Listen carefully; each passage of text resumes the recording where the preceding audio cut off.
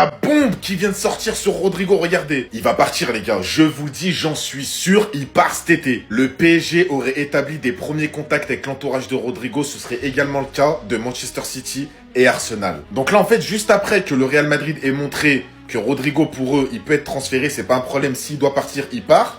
C'est aussi une volonté, à ce qui paraît, de l'entraîneur Xabi Alonso, actuel entraîneur du Real, que si Rodrigo il part, ça le dérange pas. Et bah t'as 1, 2, 3. Les 3 ils sont sur le dossier. Et je sais que pour beaucoup de Madrilènes, ça ils sont tous d'accord dessus, il a pas fait une bonne saison, mais s'il part, vraiment si c'est marqué officiel, Rodrigo quitte le Real, je vous jure, il y en a, ça va leur faire de la peine. Parce que Rodrigo, on connaît son potentiel, son niveau et de quoi il est capable. Mais là maintenant, venez on se pose. En vrai, PSG, Manchester City, Arsenal, bon déjà Manchester City, c'est le club où je le vois le moins. Il y a trop de joueurs, Foden, Cherki, Doku, Marmouche, Haaland.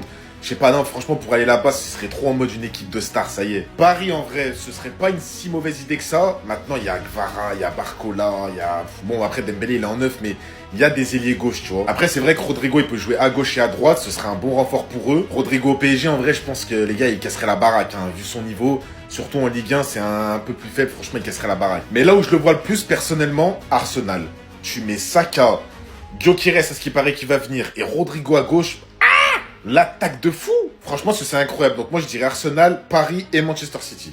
Le Paris Saint-Germain s'active sur le mercato et on apprend aujourd'hui que le PSG surveille la situation de Rodrigo, le joueur du Real Madrid, l'ailier brésilien, qui devrait partir. D'après des infos, le club a manifesté son intérêt et continue de rechercher un jeune ailier de haut niveau. Et Rodrigo, bien sûr, coche toutes les cases. Après, bien sûr, c'est cher Rodrigo. Ce sera au moins 90 millions d'euros. Toujours avec le PSG, regardez les joueurs avec le plus de matchs cette saison. Donc club, équipe nationale, Coupe du Monde des clubs en gros.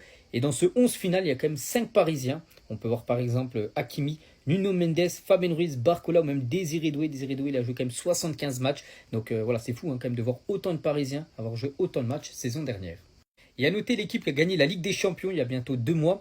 Et ben c'est la deuxième plus jeune équipe à avoir remporté la Champions League derrière l'équipe de l'Ajax en 1995. La moyenne d'âge c'était 25,35 ans. Là le PSG 2025 a gagné la Ligue des Champions avec une moyenne d'âge de 23,6 ans.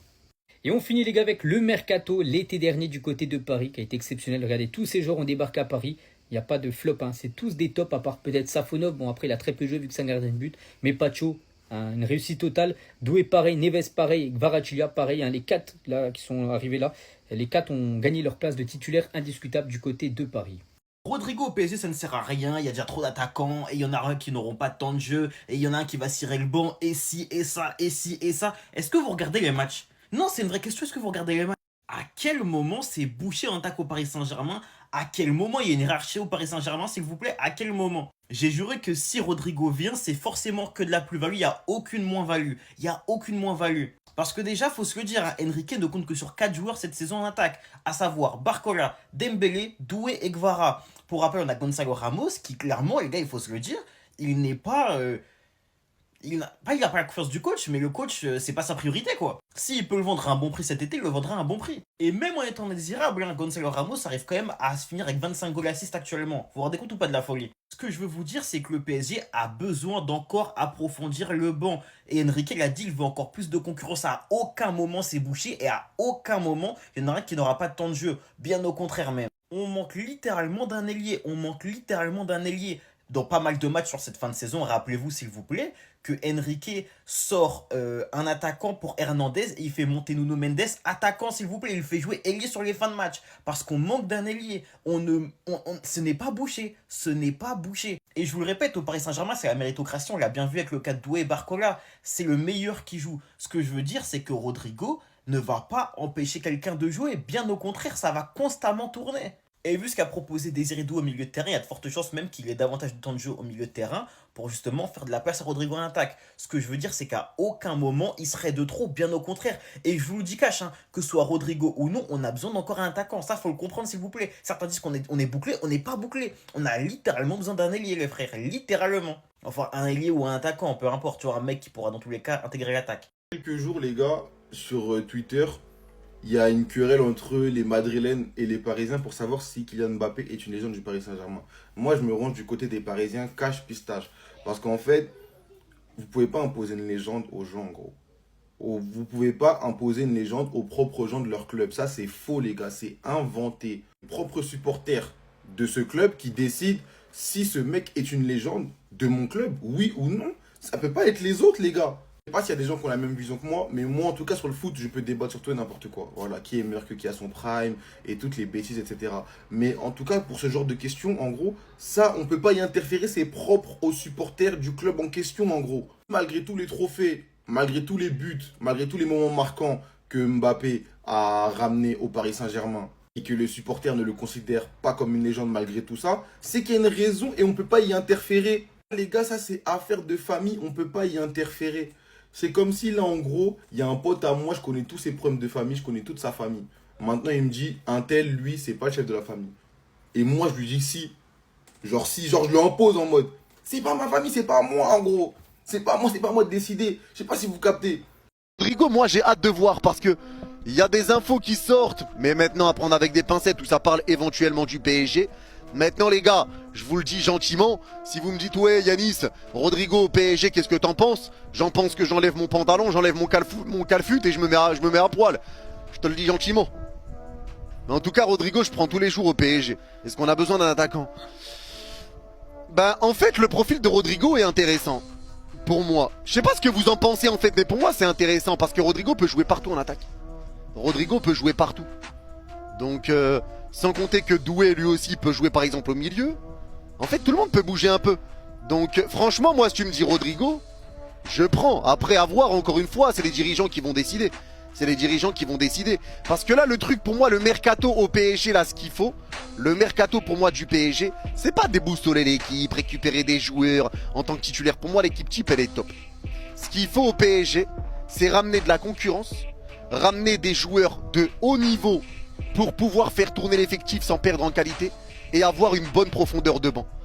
Officiel, le Paris Saint-Germain annonce un départ d'un joueur. Il s'agit de Gabriel Moscardo qui avait déjà été prêté saison dernière du côté de Reims où il avait très peu joué. C'était un prêt flop on peut dire. Donc cette fois-ci il est prêté de nouveau mais cette fois-ci à Braga du côté du Portugal. On lui souhaite bonne chance. On va parler d'un autre Parisien, un peu dans la même situation que Gabriel Moscardo, lui aussi devrait partir. Il s'agit bien sûr de l'attaquant français Randal Kolo Muani et Manchester United et Newcastle s'intéressent à Randal Kolo Muani et ont même déjà amorcé des contacts là, pour une arrivée l'été prochain. Donc pas sûr les gars qui restent à la Juventus Turin saison prochaine. On va parler cette fois-ci de Hugo Ekitike, donc cet ancien joueur du PSG. Il va être vendu comme 95 millions d'euros, bonus inclus du côté de Liverpool. Donc Paris, il avait vendu 16,5 millions d'euros il y a 2 ans. Du côté de Francfort, à noter que le PSG touchera un pourcentage sur une plus-value. Ça pourrait monter à 15 millions d'euros net dans les caisses normalement du club parisien. Et on finit aujourd'hui avec un article du journal Le Parisien et comment le Parc pourrait gagner 10 000 places. Ce serait énorme bien sûr de passer de 47 000 places à 57 000 places. Donc voici en gros la tribune actuelle, c'est en bleu. Et en gros il y aurait un projet, ce serait avancement et redressement de la tribune haute. En gros ce serait un peu plus raide on va dire. Et comme ça tu pourrais bien sûr augmenter la capacité du stade. Le PSG est en contact avancé avec le FC Porto pour Rodrigo Moura. Ouh! Les gars, je vous promets, c'est la recrue offensive qu'il nous faut au PSG.